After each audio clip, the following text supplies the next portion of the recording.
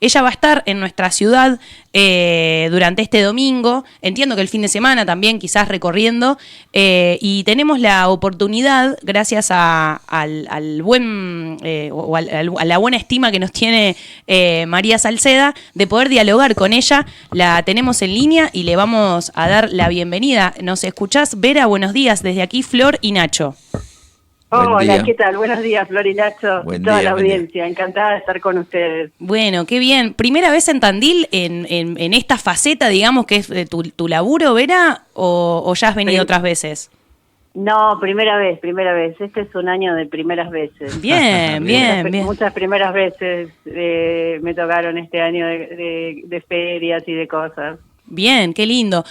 Bueno, esto un poco es por la edición del libro que también vas a estar en la presentación y que repasa un poco todas tus notas en Cerdos y Peces y algo más también. Entiendo que es una compilación del trabajo que venís llevando a cabo hace más de 20 años, por lo menos.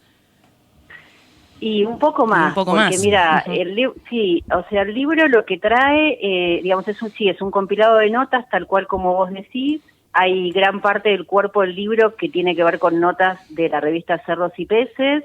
También hay de algunas otras publicaciones independientes, revistas contraculturales, como en Fin de Siglo, como La Maga, en fin, otras revistas en las que yo estuve. Tiene una organización inversa, toma, digamos, desde el 2000 y algo para atrás, hasta el año 87, 88, pero la verdad es que la mayoría de las notas son de la década del 90, que es la época, digamos, de mayor actividad mía en cuanto a periodismo, ¿viste? Porque yo después me dediqué más a los libros, digamos, en todo lo que es el siglo XXI me dediqué a los libros, entonces, digamos, ya sean biografías o novelas o libros de cuento o publicaciones como editora. Pero por eso el libro, digamos, toma fundamentalmente la década del 90. Ahí va, muy bien. Que era también una época muy o sea, de mucha efervescencia por ganas de hacer, por cosas que estaban sucediendo, digamos, ¿no? La vuelta a la democracia había dejado ahí una juventud ávida de consumir cultura, de hacer. ¿Qué nos podés...? Y apareció el menemismo, entonces generó más todavía esto. Claro, de consumismo, exacto. ¿Qué recordás de esa época y de cómo se hacía periodismo, que entiendo es muy distinto al periodismo cultural que se hace ahora? Bueno, sí, mira, vos sabés que yo creo que es muy interesante revisar los 90. Me pasó un poco eso también con el libro, al empezar a, releer, buscar, bajar cajas de fotos, porque el libro incluye fotos de mi álbum personal, fotos que nunca se habían publicado, más también fotos que yo me fui llevando de las redacciones cuando de pronto cerraba la revista y quedaba una caja de fotos y si los fotógrafos no se los habían llevado, yo me los llevaba a mi casa medio como sin un plan y sin pensar, simplemente por no dejarlas ahí, y pasaban las décadas, volvés a ver esas fotos y tienen como un valor distinto, porque justamente me parece que más allá de mí, esta cuestión me resultó interesante para tratar de comprender también lo que fue ese tiempo, que a nivel cultural y contracultural resultó tan rico en un contexto que no era para nada favorable. Claro. Y bueno, a veces las cosas se dan de esa manera, ¿no? Como decís vos, una efervescencia muy especial, muy rica, muy diversa. Cerdos y Peces arrancó, digamos, como suplemento cultural del porteño, después tomó como vida propia. ¿Cuándo se dieron cuenta, si bien vos arrancás o participás recién en los 90, si no te entendí mal, cuándo se dieron cuenta que tomaba vida propia, que eso podía ser una revista autónoma, digamos? Mira, yo en realidad arranco en el 86, publico mi primera nota, 86-87, a los 20 años, como colaboradora. Sí. La revista en ese momento ya tenía una gran trayectoria, porque tal como vos decís, había surgido dentro del Porteño, que era una revista importantísima de aquellos años, con tiradas inmensas, que quizás es algo que ahora nos cuesta dimensionar, que las revistas en aquellos años tenían cantidad de ejemplares aún las revistas independientes tiraban cantidades de ejemplares impresionantes y tenían muchísimos lectores, ¿no? La propia Cerdos y Peces llegó a tener 20.000 lectores por mes. Qué va. Que ahora es algo, no sé, muy difícil de lograr para una revista, ¿no? Ni hablar. Entonces, mira, yo eso que vos me preguntás, ya te digo, cuando yo entré, cuando yo lo conozco a Sims, cuando empiezo a publicar, la revista ya estaba consolidada. Ajá. Ya tenía una historia, digamos, que había sido muy fuerte en la primera parte de los 80. Que yo ahí estaba en el secundario y recuerdo de ir caminando por la avenida Córdoba, ver la revista El Número 1 colgada en el kiosco, que tiene la emblemática tapa que hay un punky, y me la compré, o sea, sin saber nada, sin conocer a nada, ni a nadie, la vi y me la compré porque me interesó. Qué bueno, qué bueno. Qué hermoso que después la historia te haya permitido formar parte de la redacción, digamos, es casi el sueño de la piba, ¿no? Sí, bueno. Muy raro, porque en ese momento, bueno, yo la leí, yo tenía una mirada muy crítica, ¿viste? Era una adolescente explosiva. La revista hubo cosas que me gustaron y cosas que no, que fue algo que me siguió pasando siempre a través del tiempo. Es una revista, digamos, que la línea de la revista es de Sims. Claro. Yo aporté mucho, fui súper, digamos, fui importante dentro de lo que es la historia de Cerdos y Peces, pero la revista, digamos, la línea es de él y yo siempre tuve muchas discusiones con él, incluso en ese primer número.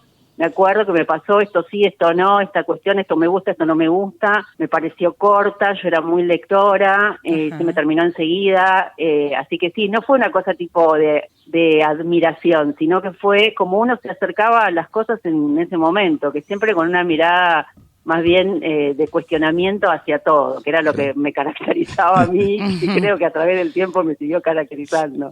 Incluso con ese vínculo tirante, quiero decir, ¿hay algo que le reconozcas a Sims siendo hombre, siendo escritor, siendo un tipo culto, digamos, con todo lo que eso alimenta el ego muchas veces, pero le reconoces el haber trabajado mancomunadamente para una persona así, digamos, poner a una mujer, digamos, como jefa de redacción dentro de la revista?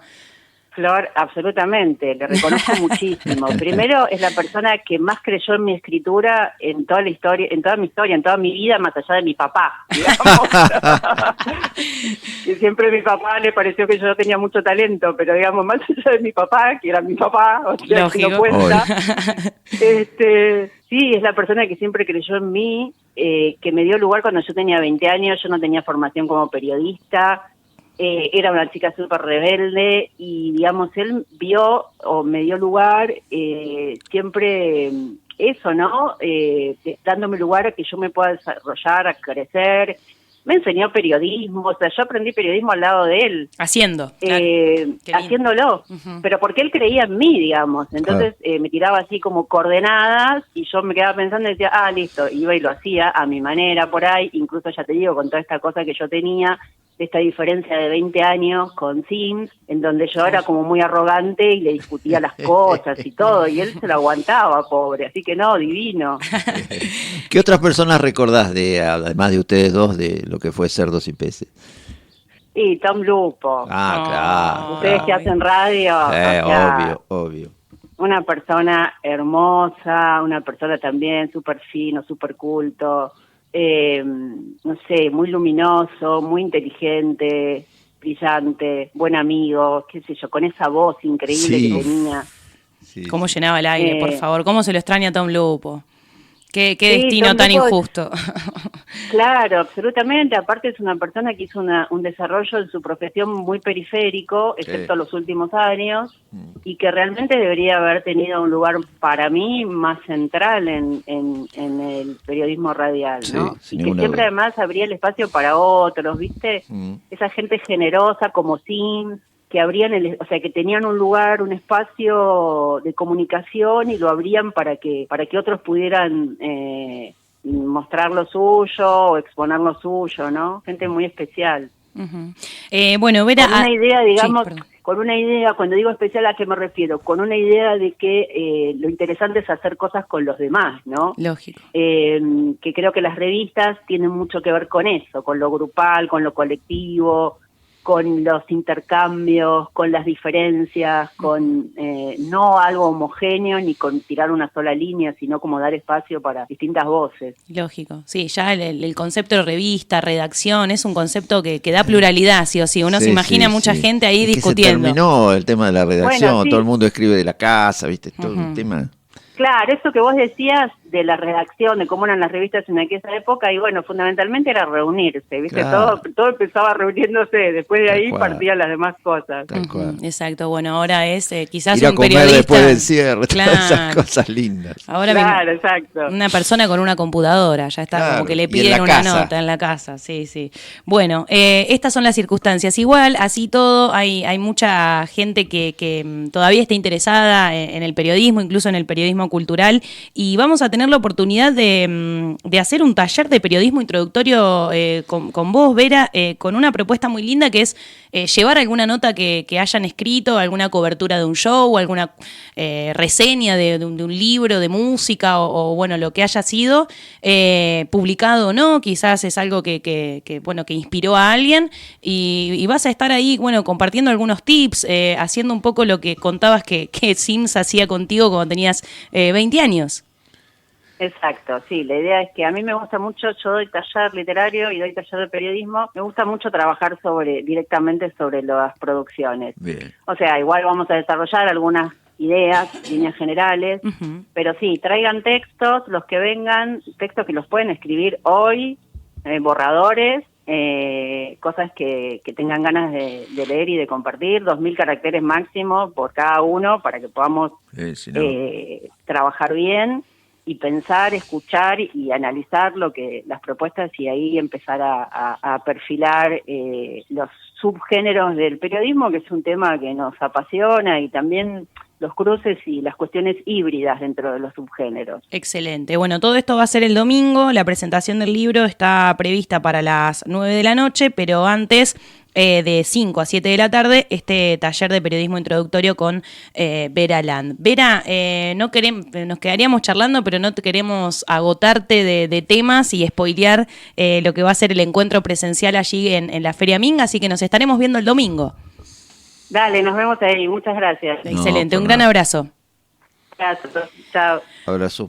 Muy bien, amigos y amigas, una de las protagonistas de este fin de semana va a ser, para mí, la joyita de Feria Minga, porque siempre tengo esa cosa con la música que las chicas allí que organizan y todo el grupo de la Minga tiene también y estima mucho, así que Vera Land aquí en el aire con nosotros.